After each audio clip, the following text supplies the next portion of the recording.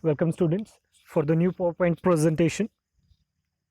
This is fourth unit, social movements and their political implications. And today's topic is labor movement. And second part of this labor movement, we'll see today political implications. So whatever the problems are faced by the laborers, how those are going to be solved by the constitutional way as well as by the different policies introduced by the government. So let's see one by one. To meet the demands of the work and to provide welfare programs, the government has taken measures. Among them, first one is constitutional provisions. So, what legally and constitutionally things are provided by the government to these workers? Let's see. So, Part 4 of the Indian Constitution deals with the directive principles of state policy, directs state government to adopt the socialist measures like equal pay for equal work, both men and women, to provide leaves facilities for pregnant women for both one prenatal and postnatal care. Yes संविधान के चौथे अध्याय में ये बताया गया है कि directive principles of state policy, इसमें बताया गया है कि जो भी व्यक्ति काम कर रहा है जिसका ओहदा सेम है, चाहे वो स्त्री हो या पुरुष, जो एक ही काम करते हैं उन लोगों को सही वेतन दिया जाता है या फिर समान वेतन दिया जाता है. There is no any discrimination in between male and female. Even leave facilities has to be provided. Minimum 12 to 15 leaves should be there in a year, which are like a casual leaves, CL. Even especially for the women, when the woman is getting pregnant, that time she is to get the pregnant leaves also. For the pregnant woman, earlier it was a 6-month leaves, but nowadays government has reduced those leaves a bit now. For the pregnant women, the care has been taken before the delivery also and after the delivery also. So these are the constitutional provisions provided by the Indian Constitution.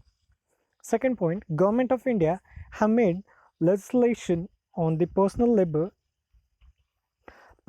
laws. So let's see which are the laws introduced legally. The labor laws of 1970 had fixed the wage of workers appointed on the contract basis. Even Workmen Compensation Act of 1923, Salary Payment Act of 1936, Weekly Holiday Act of 1942. Yes, out of 7 days of the week, 1 day should be made as a weekly holiday. Mostly Sunday we are getting the holidays.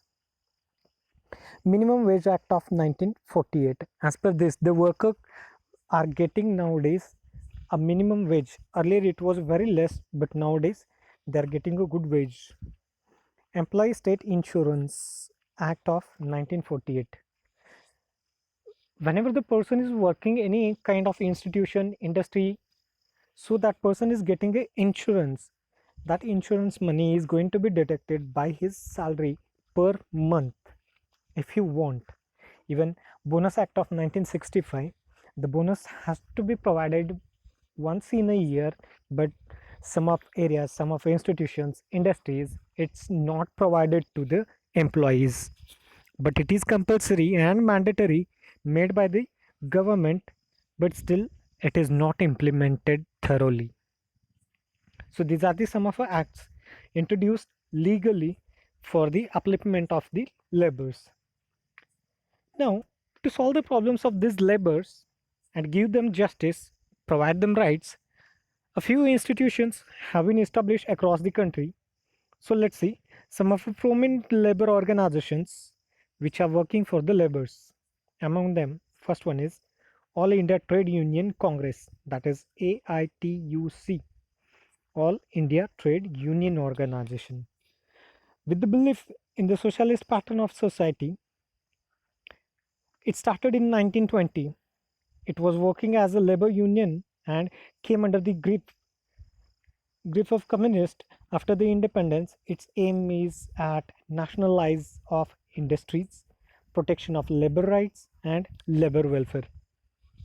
In 1920, it has been established All India Trade Union Congress, and its main intention or work is to nationalize the industries, protection of the labor rights and welfare of the laborers.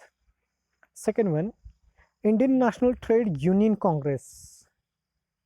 Because of ideological differences, some of the congressmen came out of the All India Trade Union Congress and started the Indian National Trade Union Congress, which was established in the May 1947 with the support of Congress Party on non-violence philosophy.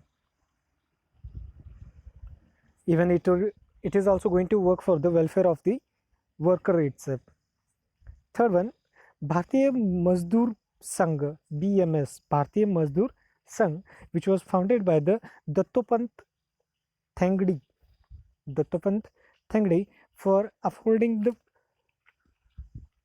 patriotic spirit among the labor populating during the 1955 on the birthday of the Sri Bal Gangadhar Tilak, a well-known personality and well-known freedom fighter of Maharashtra, that is Bal Gangadhar Tilak. On his birth date, this Bharatiya Mazdoor Sangh was established, founded by the Dattopant Thengdi, and it is the largest central trade union of the India, which estimated 5,860 labor unions which have been affiliated to this BMS, भारतीय मजदूर संघ. इस एक ही संघ में 5,860 labour unions affiliated हो चुके हैं, इनमें नमूद किए गए हैं. इसलिए सेंट्रल इंडिया का ये सबसे बड़ी लार्जेस्ट यूनियन है for the labours, that is भारतीय मजदूर संघ. Center for the Trade Union. Communist leader like S.A. Dange and E.M.S. Namboodiripad took the stand to oppose the imperialist attitude. In 1964, Marxists started CITUC, Central Indian Trade Union, because of the differences raised out of the leftist and rightist in the All India Trade Union Congress. So along with this, all the unions, there are few organizations as like a Hind Mazdoor Sabha, that is HMS, Hind Mazdoor Panchayat HMP, and Union Trade Union Congress UTUC. Thank you, students.